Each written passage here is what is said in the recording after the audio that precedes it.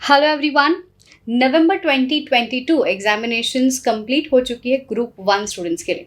अब बारी है मई 23 स्टूडेंट्स के लिए। Guys let me tell you all, November 2022 के पेपर में कारों में से कंपनीज ऑडिटर रिपोर्ट ऑर्डर कारों में से 2 क्वेश्चंस डायरेक्टली आ गए थे। And as per sources company audit का एक इंटीग्रेटेड केस सिनेरियो आया था ऑलमोस्ट 10 मार्क्स के लिए, ऐसे स्टूडेंट्स ने कहा था। So guys here we know that company audit और कारों कितना इंपॉर्टेंट है हमारे लिए। Even in marathon, the first chapter which I took for you all, the last day revision marathon के लिए, was company audit and car.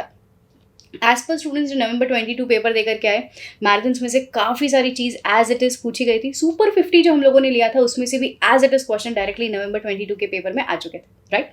So I am very happy to hear these kinds of statements and these kinds of facts from you all.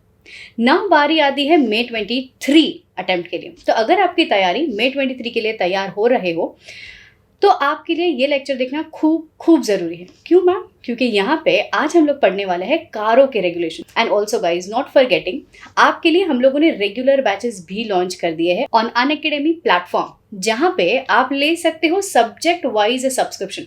Guys audit के लिए regular batch में we are going to cover ICAI study material, MCQ booklet, question bank book, many more memory technique, 3D animation के साथ हमारे lectures आपके लिए launch हो चुके हैं। ऑडिट चार्ट कोड यूज करके आप सब्जेक्ट वाइज सब्सक्रिप्शन अनअकैडमी पे ले सकते हैं, ठीक है, जहां पे आपको ऑडिट का full coverage, advance auditing and professional ethics का फुल कवरेज मिलने वाला है, राइट। सो चलिए without any further delay let's get started with today's topic.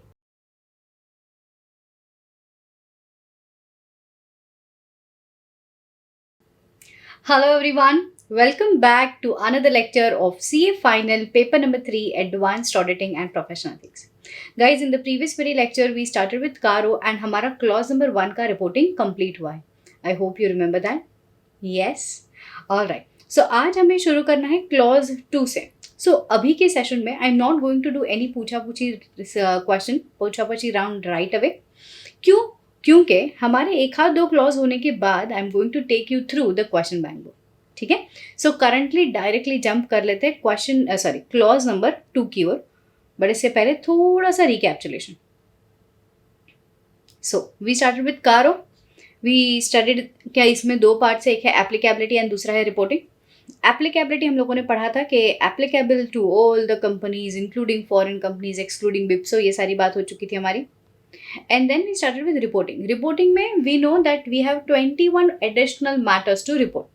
सबसे फर्स्ट मैटर जिस पे हमको रिपोर्टिंग करना था वो था प्रॉपर्टी, प्लांट एंड इक्विपमेंट्स। इसमें 5 पॉइंट्स थे गाइस टू रिपोर्ट। कौन से? चलो रिकॉल।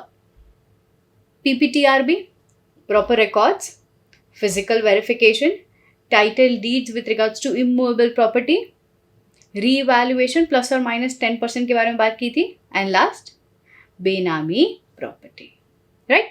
सो इतना सब कुछ हम लोगों ने पढ़ लिया था एंड एक एक वर्ड को डेप्थ में जाकर के रीड किया था, राइट। सो अभी जस्ट उसी सिलसिले को आगे बढ़ाते हुए PPTRB बीज बेनामी प्रॉपर्टी कि अगर कोई भी डिस्प्यूट चालू है ना, कोई भी प्रोसीडिंग्स चालू है अंडर द बेनामी ट्रांजैक्शन एक्ट, तो हमें उसको रिपोर्ट करना है। अगर कोई प्रॉपर्टी बेनामी है, मतलब कोई डिस्प्यूट वगैरह नहीं है, but we don't know the real owner, the beneficial owner is not known, company के नाम पे प्रॉपर्टी नहीं है, कोई डिस्प्यूट नहीं चालू है, तो क्या हम लोग रिपोर्ट करेंगे? नहीं करेंगे। हमारा रिपोर्टिंग तभी ही होता था जब कोई प्रोसीडिंग्स या फिर कोई केस चालू है, इनिशिएट हुआ है या फिर अभी भी पेंडिंग है, अंडर विच एक्ट? बेनामी प्रॉपर्टी, बेनामी ट्रांजैक्शन प्रोहिबिशन एक्ट, राइट। चलिए, सो अब हम आगे बढ़ते हैं विथ क्लॉज 2। सो पैरा 3 में clause number 2 asks us to report on the inventory. Inventory, guys, I'll tell you, is a major and the important aspect of any business. अगर आप trade में हो फिर भी आपके पास इन्वेंट्री रहेगी, अगर आप मैन्युफैक्चरिंग में हो फिर भी आपके पास इन्वेंट्री रहेगी, रॉ मटेरियल है, WIP है, मतलब फिनिश गुड्स है, ये सारा चीज़ आपके पास रहेगा। तो इन्वेंट्री एक मेजर पार्ट होता है कंपनी के बिजनेस का। तो मैम इसके बारे में क्या रिपोर्टिंग करना है? पहले जब ये पुराना कारो था, कारो 2016 वाज देयर, वहाँ पे सिर्फ एक बात पे रिपोर्टिंग होता था कि प्रॉपर रिकॉर्ड्स, प्रॉपर वेरिफिकेशन हो रहा है कि नहीं। अभी के कारों में, जो रीसेंट कारो 2020 है, इसमें 2 चीज़ों के ऊपर रिपोर्टिंग है। पहला, very importantly, whether physical verification of inventory, जैसे physical verification of fixed asset होता था वंस इन एवरी 3 years। यहाँ पे हमको बोला जाता है because this is inventory, this is current assets, ये at least once in a single year physically verify होना चाहिए बाय द मैनेजमेंट। वर्ड्स पे ध्यान दो, क्योंकि कंपनी हमारी नहीं है, कंपनी किसकी है? शेयर होल्डर्स की। शेयर होल्डर्स ने किन लोगों को अपॉइंट किया है as a human agent? Directors. तो कंपनी मैनेजमेंट पे डिपेंडेंट है कि बॉस रेगुलर इंटरवल में इन्वेंट्री का फिजिकल वेरिफिकेशन होना चाहिए। तो मैम हम लोग यहाँ पे क्या कर रहे हैं? हम लोग यहाँ पे ये काम कर रहे हैं, ये देख रेख रखने का कि ऑर्गेनाइजेशन में जो मैनेजमेंट है वो रेगुलर इंटरवल पे जा करके इन्वेंट्री का फिजिकल वेरिफिकेशन कर रहे हैं कि नहीं। एक मिनट है बच्चों, एक सीक्रेट बात, फिजिकल वेरिफिकेशन तो पता है ना? What is the meaning of the word physical verification? Yes, it is stock taking. आपने कई बार देखा होगा 31 मार्च में लोग जाते हैं अपने गोडाउन में और गोडाउन में जितने भी गुड्स रखे हैं ना उसको काउंट करते हैं। कई बार दे हैव QR, तो वो लोग वहाँ पे स्कैन करते हैं। ऐसे बड़े बहुत ज़्यादा गुड्स होते हैं और उसको चेक किया जाता है, काउंट किया जाता है। That is known as physical verification. हम लोग वेरीफाई करते हैं कि ठीक है, रिकॉर्ड्स में दिखाया है 10 लाख यूनिट्स ऑफ गुड्स ए, तो देखो 10 लाख यूनिट्स है कि नहीं। That is known as physical verification. कई बार इसको स्टॉक टेकिंग के नाम से भी जानते हैं। ऑडिटर भी फिजिकली वेरीफाई करता है ये स्टॉक टेकिंग कि यार ये लोग बराबर काउंटिंग कर रहे हैं कि नहीं, मैनेजमेंट अपना जिम्मेदारी निभा रहा है कि नहीं। तो बस उसी के बारे में हमको रिपोर्ट करना है। सबसे पहला, whether physical verification of inventory has been conducted at a reasonable interval of time. Ma'am what is reasonable? Once in a year, एक साल में एक बार तो फिजिकली वेरीफाई करना ही है by the management. Underline the word management, this is an MCQ question. And whether in the opinion of the auditor, जो भी कवरेज रखा है, the coverage in the procedure of search verification by the management, is it proper? Yes. इतना report करेंगे। फिर आगे, अगर हमको कोई डिस्क्रिपेंसी पाई है, what is the meaning of the word discrepancy?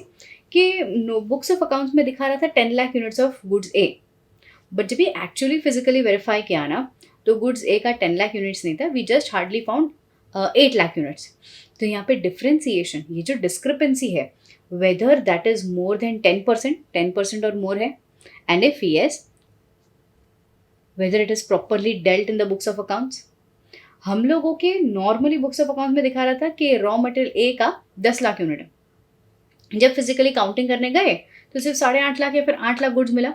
मतलब discrepancy is more than equals to 10%। We being auditor, we have to evaluate कि whether this discrepancy is properly dealt in the books of accounts or not. First reporting clear, proper. Second reporting, a very important reporting. I'll just take you through one example and then we'll go to this. Yeah. So here, this is company K Limited. K Limited went to a bank. Bank का नाम है लेना bank. Ma'am क्यों? K Limited wanted working capital, पैसा चाहिए था as against their stock. Ma'am stock के against में वर्किंग कैपिटल बैंक देता है? हाँ बच्चों, वर्किंग कैपिटल बैंक देता है, फैसिलिटेट करता है। कई बार आपने देखा होगा CC, OD, ये सारी लिमिट्स आपके स्टॉक के बेसिस पे होती हैं।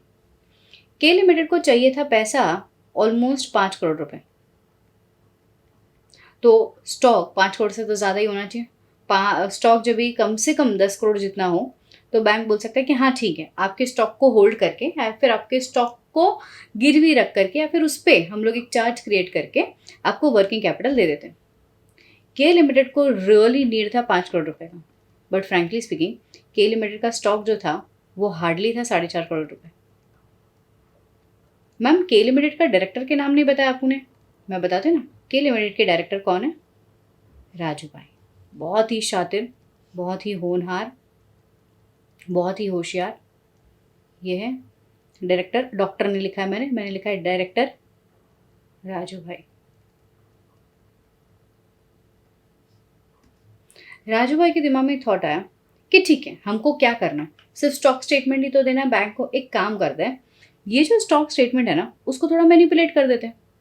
जो 4.5 करोड़ का स्टॉक है उसको थोड़ा सा ओवर वैल्यू करके ये जो स्टेटमेंट जा रहा है ना बैंक को सबमिट करेंगे।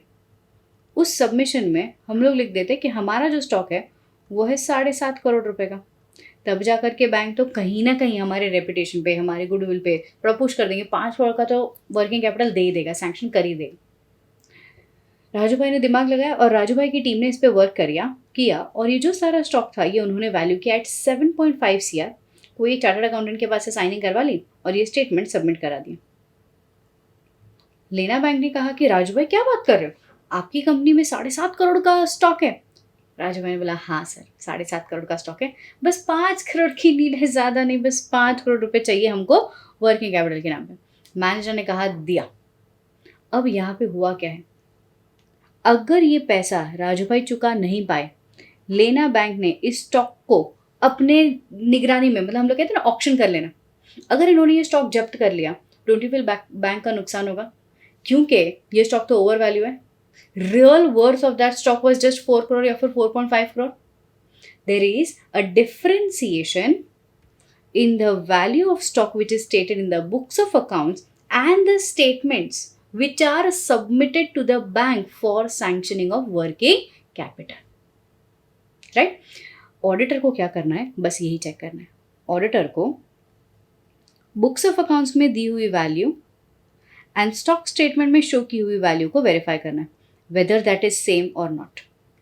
अगर ये सेम है, चंगा जी चंगा, अगर ये सेम नहीं है तो हमें इसे रिपोर्ट करना पड़ेगा।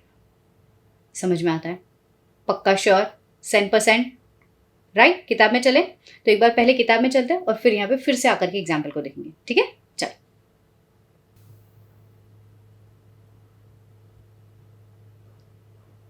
सो इन्वेंट्री का क्या पार्ट कह रहा है? देखो, whether during any point of time of the year, alright, the company has been sanction for working capital limit which is in excess of 5 crore. मतलब कितना amount of working capital sanction किया है? Any amount which is more than ₹5 CR in aggregate from all the banks, financial institution on the basis of security of current PP. What is current asset? Stock. यहाँ पे लिखो current asset, आपको ज़्यादा easy रहेगा। Current asset. Whether the quarterly returns of the statement filed by the company with the banks or the financial institution are in agreement with books of accounts. If not, then give the details. Got it? तो हमारे example में क्या हुआ था? हमारे example में राजू भाई ने स्टेटमेंट दिया था बैंक को। ये स्टेटमेंट का बुक्स ऑफ अकाउंट्स का वैल्यू कितना था? 4.5 करोड़ रुपए। उन्होंने ओवर वैल्यू करके कितना बताया? 7.5 करोड़ रुपए। क्या ये value which is given in the books of accounts and in the statements are same? No. अगर ये अलग अलग है, ऑडिटर को उस चीज को रिपोर्ट करना पड़ेगा, ठीक है? सो ये ठगने के तरीके हैं कि ठीक है यार, स्टॉक को ओवर वैल्यू कर दिया, हमको ये बताया गया कि यार स्टॉक बहुत ज़्यादा है हमारे पास, पैसे दे दो। अगर the company fails to repay that funds, यहाँ पे नुकसान किसका? स्टेक होल्डर्स का। स्टेक होल्डर्स में कौन कौन आता है? सब लोग जो कंपनी से कनेक्टेड है, starting from share holders, employee, directors, और कौन होता है? डेटर्स, क्रेडिटर्स, बैंकर्स, गवर्नमेंट, जो भी इंसान कंपनी से जुड़ा हुआ है वो सारे के सारे लोगों को हम कहते हैं स्टेक होल्डर, ठीक है? So second point clear. Next, अब आता है बड़ा वाला क्लॉज। ये है इन्वेस्टमेंट, गारंटी, सिक्योरिटी और advances. This is para number 3, clause number 3, 3 ऐसा लिखते हैं हम लोग इसको, para number 3 and clause number 3। तो मैम एक मिनट, ये हो क्या रहा है मैं आपको बताती हूँ। फिर से एग्जाम्पल,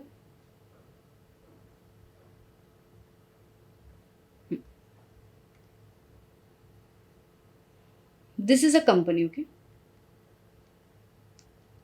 कंपनी का नाम क्या है? के limited, as always.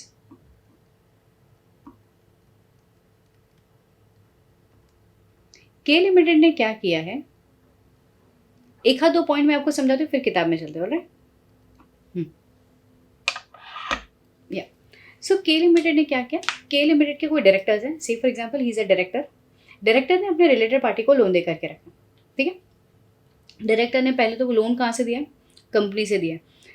First thing, आपने कंपनी का एसेट यूज़ किया फॉर द पर्सनल पर्पस, आपने अपने रिलेटेड पार्टी को लोन दिया। सेकेंडली, चलो दिया तो दिया, सेकेंडली उस रिलेटेड पार्टी ने डायरेक्टर को पूछा कि भाई साहब ये पैसे पे इंटरेस्ट कितना लगेगा?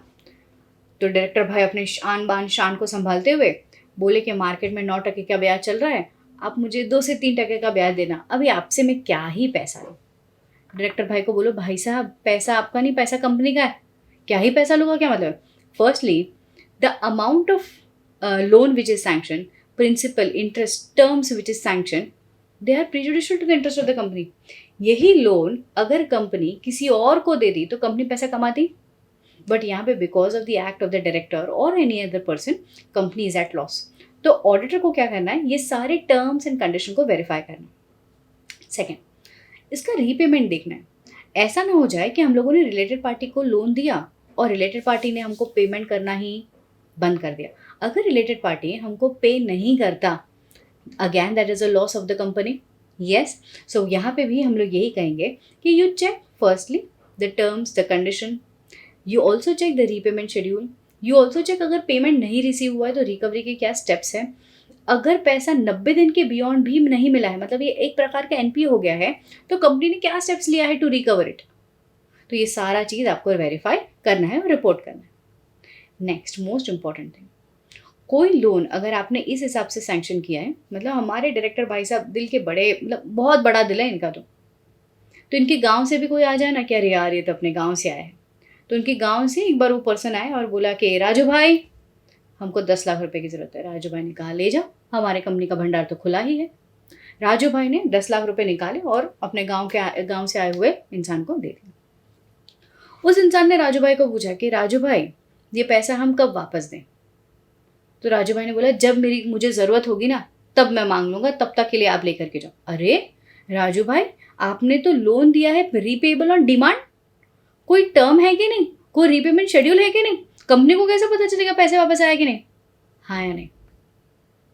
Now in that particular case Raju bhai is misutilising the funds of the company. ठीक है आप लोन दो, मना नहीं है, बट एक प्रॉपर रेट ऑफ इंटरेस्ट पे दो जिससे कंपनी का नुकसान ना हो, एक प्रॉपर रीपेमेंट शेड्यूल रखो, थोड़ा सा रिकवरी के लिए स्टेप्स रखो, रीपेबल ऑन डिमांड तो मत ही रखो कि जब मर्जी आए तब दे देना, जब मुझे ज़रूरत होगी तब मैं मांग लूँगा। भाई ये सब तो गलत कर रहे हो, है ना। बस यही सारी चीज़ों के बारे में हमें परखना है और पॉइंट नंबर 3, क्लॉज नंबर 3 में रिपोर्टिंग करनी। क्लियर, इंटेंशन क्लियर है। चलो किताब में चले, लेट्स गेट स्टार्टेड। सबसे पहला, whether during the year the company has provided first loan or provided any advances in the nature of loan or stood as a guarantee, guarantor के नाम पे एक्ट किया है, और provided any security किन को, to any company which is a subsidiary company, joint venture company, any associate or to any other parties which are other than, मतलब किसी को भी अगर ऐसा किया है, if so हाँ, तो आपको क्या इंडिकेट करना है, amount which is given as loans or advances during the year and balance which is outstanding during the year end। ठीक है, सो अमाउंट पूरे साल भर में कितना ऐसा लोन दिया और लास्ट आउटस्टैंडिंग अमाउंट, दो चीज़ के बारे में रिपोर्टिंग करना।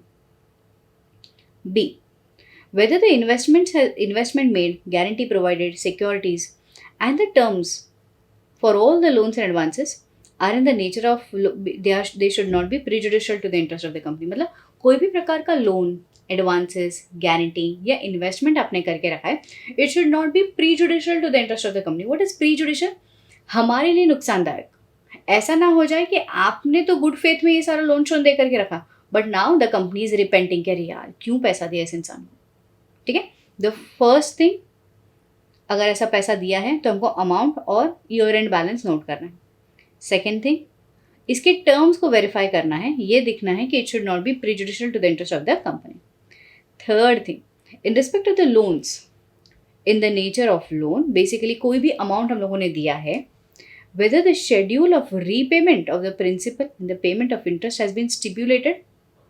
एक रीपेमेंट का शेड्यूल है कि मंथली बेसिस पे इतना इतना अमाउंट आपको हमें देना है, ये ईएमआई है आपका, तो ये मंथली बेसिस पे आपको वेरीफाई करना है। And whether the repayments and the receipts are regular interval of time में हमको ये चीज़ मिल रहा है। Point D, if at all it is overdue for a period more than 90 days, underline the word more than 90, exactly 90 days पे कुछ नहीं करना है, 51वें दिन पे आपको ये रिपोर्टिंग करना है। अगर ये more than 90 days हो गया है तो वेरीफाई करो, राजू भाई आपने वो इंसान को फ़ोन लगाया क्या, वो पैसा मांगने के लिए, मेल किया क्या, थोड़ा डराया धमकाया क्या, लेटर भेजा क्या रिकवरी करने के लिए. So that is the meaning of the word steps taken by the company to recover. अगर राजू भाई इनमें से कुछ भी नहीं कर रहे ना, तो इतना समझ लो कि राजू भाई का मूड ही नहीं है कि वो पैसे वापस लें. क्यों, भाई है ना सामने, गांव से आया हुआ इंसान है ना सामने. That means what, you have to verify whether the company has taken reasonable steps. मैं ये नहीं बोल रही हूँ कि गुंडे बेच दो, है ना, वैसा नहीं कह रहे हम कह रहे हैं whether the company has taken reasonable steps for the recovery of the principal and interest, because पैसा आपका नहीं है, पैसा कंपनी का है. ठीक है. ई, whether during, now again very beautiful point है, बहुत ही अच्छा पॉइंट है, पहले इसको समझते फिर यहाँ पे आते हैं. अगेन यहाँ पे है हमारे ऑर्गेनाइजेशन के डायरेक्टर, आपने नाम मन में सोच लिया होगा, बट ये अलग है, ये है मजनू भाई.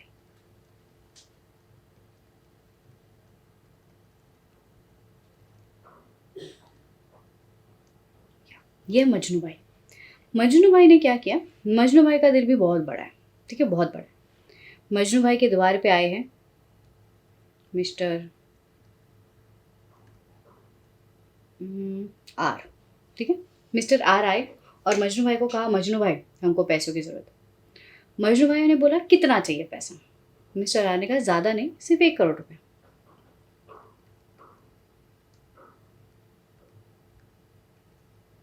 ये पैसा मजनू भाई ने मिस्टर आर को दे दिया. ठीक है, दे दिया, कोई बात नहीं. रीपेमेंट के बारे में बात की कि नेक्स्ट ईयर से, इस साल में तो मैं काम करूंगा, नेक्स्ट ईयर से आपका इंस्टॉलमेंट चालू होगा.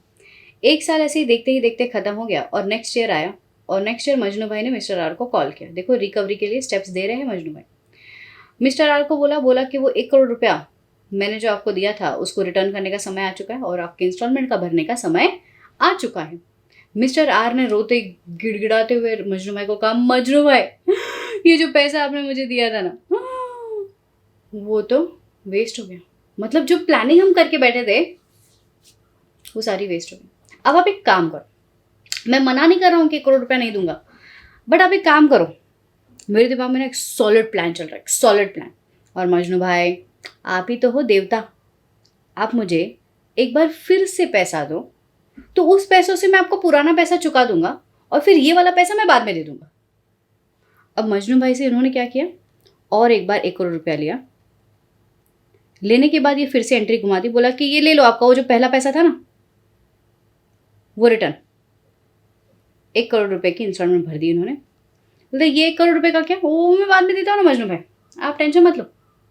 मीन्स व्हाट, हुआ क्या है, if at all the company has extended the loan which has already fallen due, या फिर has given the new loan for the loan which has fallen due, तो बॉस उसका रिपोर्टिंग करना पड़ेगा. हो सकता है ये मिस्टर आर कोई नहीं बट इनका छोटा भाई हो सकता है ये मिस्टर आर और कोई नहीं मजनू भाई से जुड़ा हुआ इंसान हो, जो कंपनी से करोड़ों रुपए का नुकसान, करोड़ों रुपए उठाते जा रहा है और ये लोन पे लोन, लोन पे लोन, लोन पे लोन, लोन पे लोन लिया जा रहा है. हो सकता है ऐसा. बस इसी के बारे में हमको रिपोर्टिंग करना है. 2 चीज़ों के बारे में बोला उन्होंने. फर्स्ट, अगर आपने लोन को एक्सटेंड किया है कि ठीक है यार ये वाला लोन आप मुझे नेक्स्ट ईयर दे देना और बाद में दे देना, बाद में दे देना, बाद में दे देना, या फिर you have given the new fresh loan लिया टू द पर्सन जिनका पुराना लोन ओवरड्यू हो चुका था. ठीक है, तो मैम इसके बारे में क्या रिपोर्टिंग करेंगे. पहला, इसके बारे में रिपोर्टिंग करेंगे अमाउंट, कि हम लोगों ने कितना ऐसा लोन ओवरड्यू को एक्सपांड करने के लिए दिया है. और दूसरा, हम लोग रिपोर्टिंग करेंगे about the percentage of the amount of the loan which has given for repaying the existing loan की जगह पे, divided by the total amount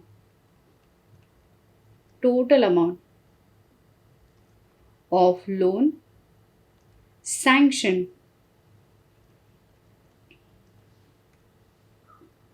during the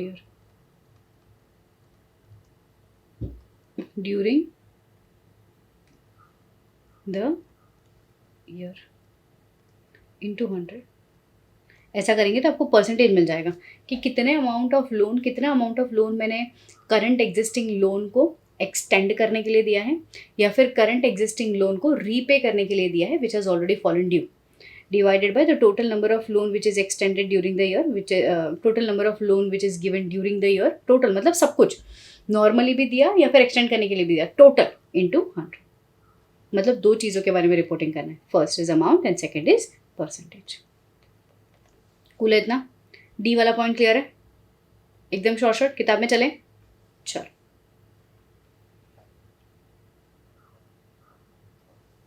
any whether any loans or advances in the nature of the loan granted which has fallen due during the year, has been renewed or extended, or fresh loan has been granted to settle the overdue of the existing loan which is given to the same party. हमारे example में कौन है ये? Mister are. If so, हाँ ऐसा हुआ है. If so, specify the aggregate amount of such dues which is renewed, extended or settled by the fresh loan. मतलब अमाउंट बताना है. एंड दूसरा क्या रिपोर्टिंग करना है? परसेंटेज. किस चीज़ का परसेंटेज बताएंगे बच्चों? Percentage of the total amount of the loans advances in the nature of loans advances granted during the year. ठीक है. हाँ, बट दिस प्रकार this kind of reporting is not relevant for the company who are actually engaged in financing. मतलब जिनका principal business ही है loan देना, तो उनको ये रिपोर्टिंग करने की जरूरत नहीं है, क्योंकि वहां पे तो एनपीए होते ही रहेंगे, राइट. एफ, ये वाला भी बहुत ही ब्यूटीफुल पॉइंट है, रीपेबल ऑन डिमांड वाला. मैंने आपको बोला ना, जब आपकी मर्जी हो तब दे देना, जब मुझे जरूरत हो तब मैं मांग लूंगा. यहाँ पे क्या है? If the company has granted any loans और advances in the nature of loans either which is repayable on demand, जब मुझे जरूरत होगी मैं मांग लूंगा, या फिर विदाउट स्पेसिफाइंग एनी टर्म और पीरियड, जब तुझे ठीक लगे पैसा दे देना. ऐसे टर्म्स पे अगर आपने कोई अमाउंट किसी को दिया है तो बहुत I need, if so I need the amount, कितना पैसा दिया, एंड दूसरा percentage which is granted to promoter, related party, कोई ऐसे लोग which is related, which is defined under section 276 of companies act. और सेक्शन 276 में कौन आता है? मैंने कंपनीज एक्ट में बता करके रखा था. Lineal ascendant, lineal descendant, sibling, spouse, वो हार्ट वाला definition. Sibling, spouse of your lineal descendant, including all the step relations excluding step daughter. ठीक है. सो इन लोगों को अगर हम लोगों ने लोन रीपेबल ऑन डिमांड या फिर loan without specifying any repayment schedule दिया है, तो उसका अमाउंट और परसेंटेज लिखना है. Clear with this? एकदम परफेक्ट. चौको लगे? Short short, done done done. तो हम लोगों ने यहाँ पे कवर अप किए हैं 3 क्लॉजेस. अब हम लोग इसी क्लॉजेस के कुछ एमसीक्यूज की तरफ आगे बढ़ रहे हैं. ठीक है. सो पूछा पूछी जो मैंने स्टार्टिंग में नहीं किया था ना, वो अब करने वाली हूँ. तो are you all ready? 1 minute का पॉज लेना है, तो एक काम करो, 1 मिनट का पॉज लो, फटाफट से 1 2 3 एप्लीकेबिलिटी सब कुछ रीड कर दो, और क्लॉज नंबर 3 तक अभी हम लोग एमसीक्यूज करने वाले. So let get start. चलो, तब तक के लिए रीड करो, 1 मिनट के लिए रीड करो, और then I will start with what? MCQs. ठीक है. So I am just displaying the screens धीरे धीरे करके. यहाँ से I am displaying the screens for you, and then will start with MCQs. All right. चलो.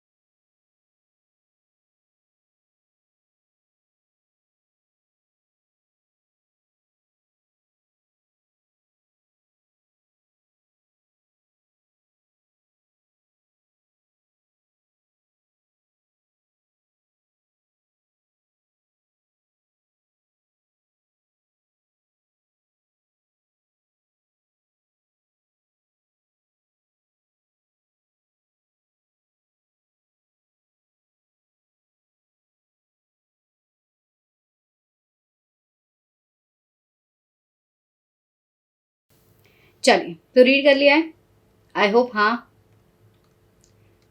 ये वाले एमसीक्यूज आपकी एमसीक्यू बुकलेट में है already, they are there in the MCQ booklet. ये मैंने सिर्फ फैंसी तरीके से लाइक केबीसी स्टाइल इसके लिए शो किया so that you feel it is a good view to see and interesting तरीके से लगे, उसके लिए टेंशन नहीं लेने की जरूरत है। ये सारे ही एमसीक्यू आपके एमसीक्यू बुकलेट में है, ठीक है। इसका पीडीएफ भी आपके हाथ में आ ही गया होगा। सो कारो 2020 क्लॉज 1 के रिगार्ड्स में कुछ इजी क्वेश्चन थोड़ा वार्म अप कर लेते हैं, right. While reporting under clause number 1, the auditor has to report which of the following aspects?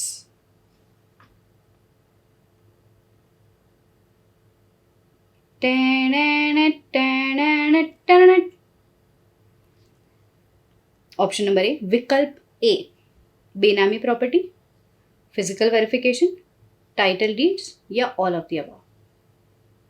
चल पड़ी जी ने अपना समय शुरू कर दिया, hardly 15 seconds to go. 1 2 tick tick tick tick tick tick and the right answer is all of the above, क्योंकि यहाँ पे हम लोग क्या रिपोर्टिंग करते हैं, हम लोग रिपोर्टिंग करते हैं PPTRB, बराबर। Physical verification, proper records, title deeds, revaluation, benami property. तो ये भी answer is all of the above. Clear, easy one, खुश मत हो जाओ, ये इजी था। Next, the auditor may accept PPE register in the electronic form if. PPE register मतलब फिक्स्ड एसेट रजिस्टर, क्या हम लोग इलेक्ट्रॉनिक फॉर्म में एक्सेप्ट कर सकते हैं if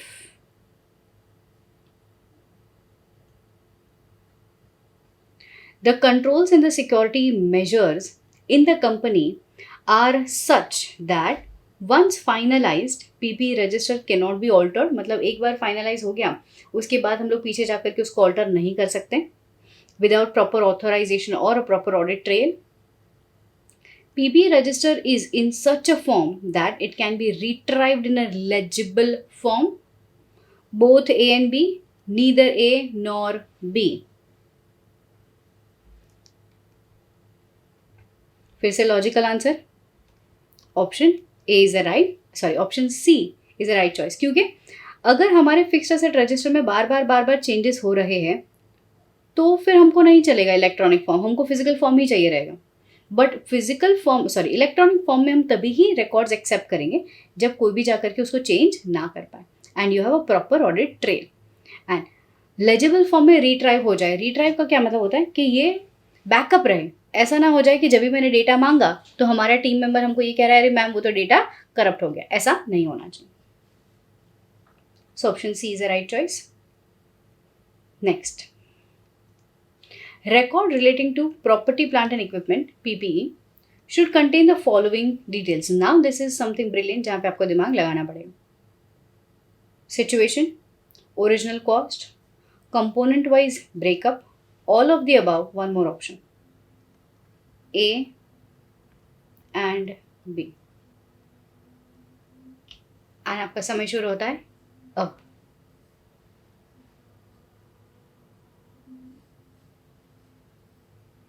original situation, original cost, component wise breakup, all of the above, या फिर only A and B. I know your answer will be ये, but the right answer is all of the above. What is component wise breakup बच्चों? Component wise breakup का मतलब होता है जब भी प्रॉपर्टी प्लांट एंड इक्विपमेंट्स में major components हैं, जैसे कि एक पूरे मशीनरी के साथ एक रेलवे ट्रैक्ट अटैच्ड है, वो रेलवे ट्रैक्ट इंडिविजुअली भी हमारे लिए एक सेपरेट कंपोनेंट है जिसको डेप्रिशिएट अलग से किया जाएगा। बिल्डिंग में हमारे पास 2 लिफ्ट्स होती है, एलिवेटर्स है, तो ये 2 लिफ्ट्स जो एलिवेटर्स है हमारे और बिल्डिंग में, तो बिल्डिंग एक अलग कंपोनेंट ऑफ PPE है एंड वो बिल्डिंग के अंदर वो जो लिफ्ट है वो अलग कंपोनेंट ऑफ PPE है, दो दे आर दो attach to one another. That is where we also require component wise breakup of the PPE। ठीक है, so here the answer is all of the above। next, अगला प्रश्न देवी और सज्जनों ये रहा आपके सामने। The auditor may have to consider the applicable documentation requirements of intangible asset as laid down in। मतलब PPE में हम लोग tangible as well as intangible assets के बारे में कंसिडर मतलब डॉक्यूमेंटेशन रखते हैं, which is as laid in option number A, as laid in design act, as laid in patent act, as laid in information technology act, all of the above. बहुत ही सोच समझ करके आंसर दीजिएगा, आपका समय शुरू हो चुका है ऑलरेडी।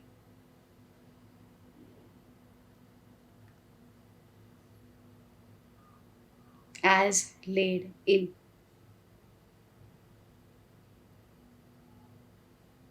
Yes.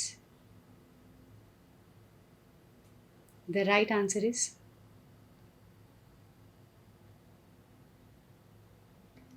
Option D. आपको ये लग रहा होगा कि चलो पेटेंट एक्ट इंटेंजिबल एसेट्स के हिसाब से है, इंफॉर्मेशन टेक्नोलॉजी एक्ट, हाँ जी बच्चों, जो लाइसेंस होते हैं, जो सॉफ्टवेयर्स होते हैं, है ना, कई बार आपने देखा होगा कि आपको सॉफ्टवेयर का लाइसेंस वर्जन लेना पड़ता है, तो यहाँ पे information technology act comes into picture. Design act, तो this design is actually nothing but your intangible asset. आज हम लोगों ने लोगो का डिज़ाइन बनाया, that logo is intangible asset. मेरे लिए मेरा लोगो एक इंटेंजिबल एसेट है, ब्रांड है हमारी, बराबर। So Design Act, Patent Act as well as Information Technology Act. So you have to consider the documentation of intangible asset with regards to all of these: design, patent, information technology act. चलो, I hope you enjoyed these questions. Easy questions, थोड़ा warm up हो गया है ना। यहाँ पे चल पड़ी जी ने आपको 15 सेकंड का समय दिया, 30 सेकंड का समय दिया। अब थोड़ा सा लेवल बढ़ाते हुए 500, 1000, 2000, 5000, 10,000 के क्वेश्चंस कंप्लीट करते हुए अब आगे बढ़ते हैं the next question. Physical verification, again this is a very easy Lallu question. Physical verification of asset is a responsibility of, ये तो मतलब ऑप्शन बिना देख करके आपको आंसर आ जाना चाहिए, बोलो जल्दी फटाफट जोर से। Is a responsibility of shareholders, auditors, employee, तो is a responsibility of physical verification of asset as well as inventory is a responsibility of management. मैंने अभी अभी आपको पढ़ाया कि इसको अंडरलाइन कर लो, एमसीक्यू में आएगा, right. So this is the responsibility of management. तो मैम ऑडिटर वहां पे क्या करता है? अगर फिजिकल वेरिफिकेशन ऑडिटर को नहीं करना है तो ऑडिटर क्या करेगा? ऑडिटर ये चेक करेगा कि really management regular interval of time में फिजिकल वेरिफिकेशन कर रहा है या नहीं। Got it? Easy going, perfecto. चलो अगला सवाल, क्लॉज नंबर 1 यहाँ पे समाप्त होता है। क्लॉज नंबर 2 से शुभ शुरुआत करते हुए, while reporting under clause number 2, which of the following is correct? Now wait, I want to give you all one super advice. Whenever you are solving MCQs guys, question में ना कई बार ये लोग बोलते हैं which of the following is the correct statement from the following, या फिर which of the following is incorrect. कई बार बच्चे कंफ्यूज हो जाते हैं, अरे करेक्ट पूछा था या इनकरेक्ट पूछा था। करेक्ट पूछा है तो इनकरेक्ट टिक करके आ जाते हैं, इनकरेक्ट पूछा है तो करेक्ट टिक करके आ जाते हैं। अरे मैम हमको लगा ये पूछ रहा है। तो करना क्या है, जब भी आपके हाथ में क्वेश्चन पेपर आए, so understand question paper of MCQs will not be released back home, the question paper will be taken back. ठीक है, सेंटर्स पे आपको क्वेश्चन पेपर देंगे एमसीक्यू का और वो क्वेश्चन पेपर वापस ले लेंगे, बराबर। तो उस क्वेश्चन पेपर में पेंसिल से ये अंडरलाइन करो कि ये क्वेश्चन किस चीज़ के बारे में पूछ रहे हैं। जैसे कि यहाँ पे मैं कर रही हूँ, don't try writing anything on the question paper. Examiner if at all the examiner is strict, मतलब जो सुपरवाइजर है वो स्ट्रिक्ट है, तो वो आपको शायद मना कर सकता है, 5-7 मिनट आपको नेगोशिएशन में चला जाएगा। Don't try writing anything on that question paper, but at least underline it कि इन्होंने क्या पूछा है। इन्होंने पूछा है विच of the following is correct. समझ में आता है? ऐसा ही हर क्वेश्चन के लिए आपको एम्फोसिस जो पॉइंट पे करना है, जैसे कि कौन से प्रकार की कंपनी है, पब्लिक है, प्राइवेट है, अनलिस्टेड है, सेक्शन 8 है, ओपीसी है, डोरमेंट है, उसको अंडरलाइन करके रखें। क्वेश्चन में क्या पूछा है, विच of the following is correct पूछा है, इनकरेक्ट पूछा है। थर्ड मोस्ट इंपॉर्टेंट थिंग, कई बार क्वेश्चन में नेगेटिव स्टेटमेंट दिए होते हैं, not the following, is the following, तो अंडरलाइन करना अगर कहीं पे नॉट दिया है या अफर्मेटिव स्टेटमेंट है, इज। ठीक है, सो ये सारे वर्ड्स आपको बहुत ही इजी कर देंगे आंसर को इवैल्यूएट करने में। Everyone understanding? ये सारी जो टिप्स हैं वो आप इंडेक्स वाले पेज पे लिख दीजिए, ऐसा सिनॉप्सिस के नाम पे, सिनॉप्सिस फॉर सॉल्विंग MCQs. ठीक है, चलो क्वेश्चन पढ़े. While reporting under clause number 2, which of the following is correct? Okay. चल पड़ी जी, थोड़ा आराम आराम से चलेगा, बच्चों को इसमें समय लग सकता है. सो टेक योर टाइम, आराम से रीड करेंगे और मुझे बताइए. ऑलराइट, कौन सा कलर सेलेक्ट करना बच्चों, ये देख लेते हैं, आई गेस दिखेगा आपको. हाँ. The 10% of the threshold for reporting must be applied on the gross basis before adjusting expenses and shortages within the class of an inventory and must be based on the value for each class of inventory. The 10% threshold for reporting must be applied on the gross basis before adjusting the excess or the shortages within the class of inventory and must be based on the value of all the inventory, all the classes of inventory. 10% will be applied after adjusting net basis, each class of transaction. 10% must be applied on the net basis, all class of transaction. And आपका समय शुरू होता है अब. Pages पलटी करना है तो पेजेस पलटी कर लीजिए, कारों के नोट्स को ऐसे थोड़ा थोड़ा सा घुमा लीजिए.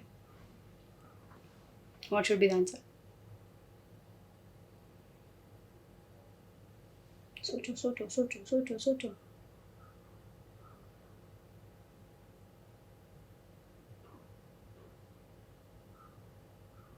Done.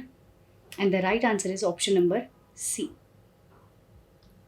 हमेशा ध्यान रहे, ये जो रिपोर्टिंग हम लोग कर रहे थे ना, डिस्क्रिपेंसी वाला, दिस डिस्क्रिपेंसी वाला, the 10% of the threshold will be always on the net basis.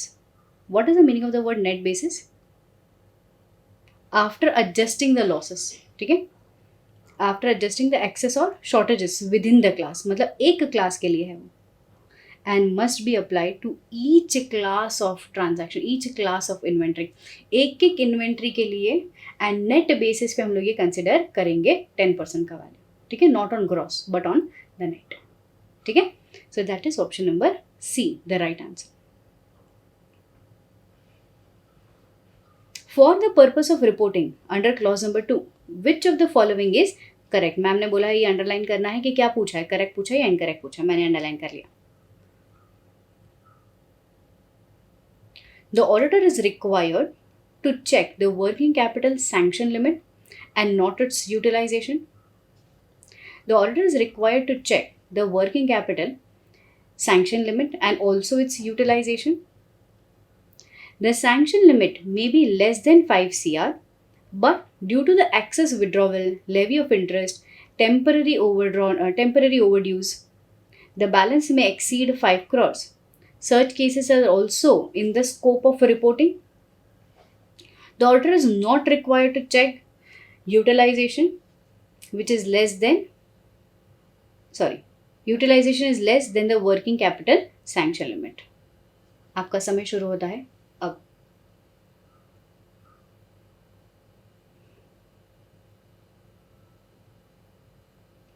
सोचो.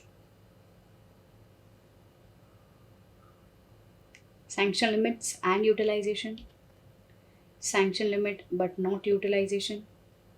Any amount of sanction limit is less than 5 CR, but interest के कारण, withdrawal के कारण, temporary overdrawing के कारण ये exceed हो चुका है 5 करोड़, तो ये हमारे scope में आता है reporting के.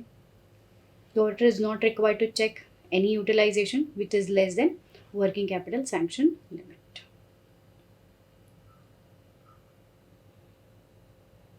And the right choices. आपको लग रहा होगा option number C is correct, but guys option number A is a right choice.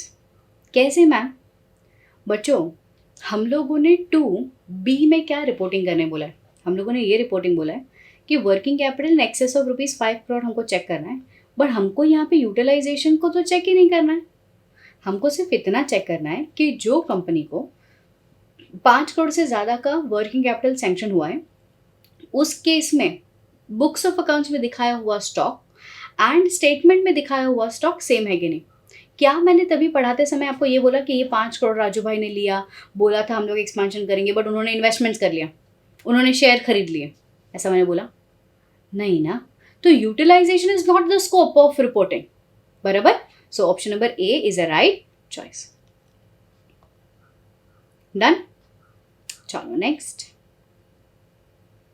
Clause number 3 पे एक बहुत ही उम्दा क्वेश्चन, बहुत ही ब्रिलियंट सा क्वेश्चन, एकदम फोकस लगा करके पढ़ना बच्चों। Company has opening balances of the loan as 100। Okay, current year में उसने 3 मोर लोन्स ग्रांट किया है, 200, 300, 400, every rupee is in crore, rupees in crore. तो 100 करोड़ रुपए का ओपनिंग बैलेंसेस था। करंट ईयर में उन्होंने 200 करोड़, 300 करोड़ और 400 करोड़ का लोन सैंक्शन किया, मतलब टोटल करोड़ कितना हो रहा है? करीब करीब 900 करोड़ करंट ईयर में सैंक्शन हुआ है। Okay, during the year the company has extended a tenure in respect of 2 loans, मतलब oh my god, current year में उसने किसी लोन जो ओवरड्यू हो चुका था उसको एक्सटेंड भी किया है, जो 100 करोड़ का था और 200 करोड़ का था, which was fallen due during the year. Percentage of the aggregate to the total loans or advances in the nature of loans and advances granted during the year for the purpose of reporting under clause number 3E in the instance case would be, मैंने आपको बोला था 2 चीज report करनी है, percentage and the amount. तो यहाँ पे क्या रिपोर्टिंग करेंगे? Option number A 33.33%, option B 30%, option C 20%, option D 10%। और देवी और सजना आपका समय शुरू होता है अब।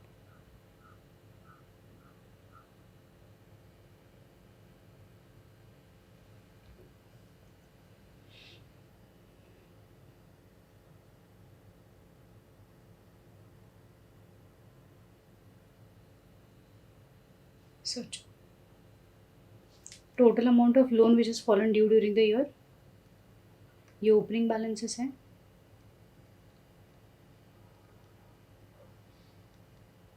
और ये 900 करोड़ रुपए है।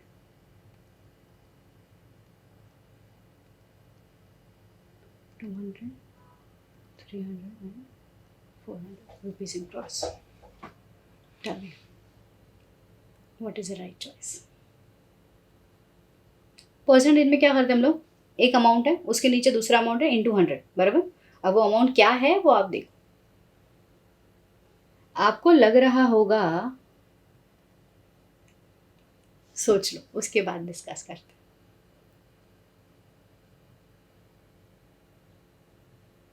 हैं। यस, आपको लग रहा होगा the right choice should be B, क्योंकि यह है 300, बराबर? 300 divide by total number of amount of loan 900 plus 100 1000 into 100, तो 30% होता है, बराबर? But here it is not 30%, it is 33.33%। क्यों? क्योंकि हमको ओपनिंग बैलेंसेस कंसिडर ही नहीं करना है बच्चों, हमको देखना है the amount of loan extended divided by the amount of loan granted during the year. मैंने इसके लिए जब भी आपको नोट्स दिखाई थी ड्यूरिंग द ईयर को मैंने बहुत ही ज़्यादा बड़े तरीके से हाईलाइट करके रखा था, यू रिमेंबर दैट? जब भी डिवाइड कर रहे थे हम लोग, श्योर याद आया ये एग्जाम्पल? ड्यूरिंग द ईयर, तो ड्यूरिंग द ईयर में क्या आएगा? Amount extended 100 plus 200 which is 300 divided by amount of loan granted during sanction during the year, तो क्या था? 200 प्लस 300 प्लस 400, इतना ड्यूरिंग द ईयर है, इंटू 100। बोले तो कैन आई से 300 डिवाइड बाई 900 इंटू 100, तो कैन आई से, सॉरी ये दोनों 0 0 नहीं कट करते हैं, इट इज़ 1/3, एंड 1/3 का मतलब कुछ नहीं होता है 33.33%। What should be the right choice? What should be the right choice? Option number A should be the right choice. Clear? Short. ये ऑप्शन मैंने इसके लिए नहीं दिखाया क्योंकि इस ऑप्शन में ना 30 था ही नहीं। अगर ये ऑप्शन में दिखाती तो आपको पक्का श्योर पता चल जाता option A is the right choice, ठीक है। बट यहाँ पे इट इज़ 33.33%। अंडरस्टूड? एकदम easy, perfect. Yes, so my dear friends, यहाँ पे आपका क्लॉज नंबर ए से मतलब क्लॉज नंबर 1 से लेकर के क्लॉज नंबर 3 तक के एमसीक्यूज एंड एक्सप्लेनेशन समाप्त होता है, ठीक है। अब हमारी मुलाकात होगी अगले क्लास में। अगले क्लास में we are going to start with clause number 4। Clause number 4 होने के बाद guys we are going to have a big round of discussion and again 4-5 clause होने के बाद we will run to MCQs. ये MCQs again reminding you all आपके black and white book में MCQ booklet में ऑलरेडी दिया हुआ है। यहाँ पे मैंने सिर्फ केबीसी फॉर्मेट में इसके लिए फॉर्म प्रेजेंट किया है so that you find it a bit more interesting, ठीक है। चलिए, so that is all for the current session. This is CA Khushboo Sanghvi signing off for this class. I will see you all in the next forthcoming class. Till then, you all keep studying, keep revising. Have a fantastic day, evening ahead. Be safe. Take care. Bye-bye.